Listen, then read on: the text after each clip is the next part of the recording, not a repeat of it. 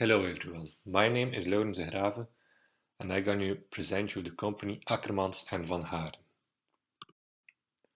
In the table of contents you see all the topics that I will discuss.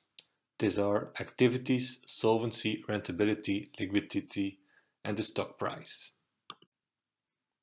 I think nobody will know the company Ackermans and Van Haaren, so I will shortly tell you what their activities are. Their four main activities are marine engineering and contracting, private banking, real estate and senior care, and energy and resources. The numbers that you see is the revenue of the company in million euros.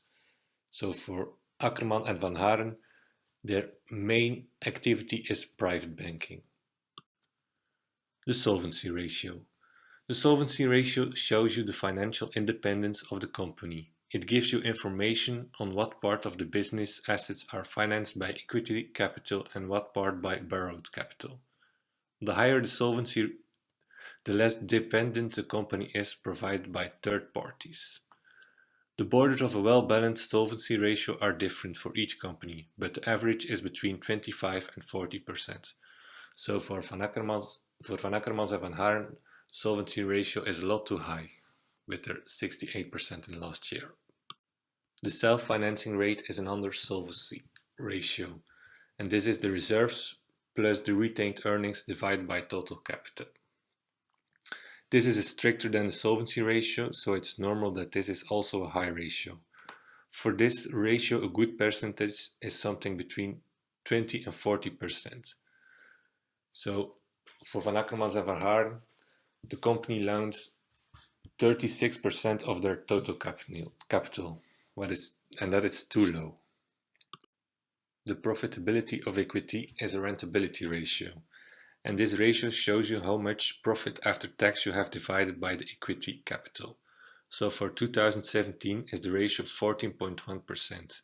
This means that if the company has an equity capital of 100 euro, the profit after tax is 14.1 euro. So this is a good ratio and a reason to invest in the company. Now the liquidity, the current ratio, evaluates the liquidity of a company. To calculate this ratio, you divide the reduced current assets by the short-term debts. This means that their current assets are a lot lower than the short-term debts for Van Ackerman and Van Haaren, because for every year the current ratio is under the 12%. The quick ratio or the acid test ratio is almost the same as the current ratio, but it's stricter.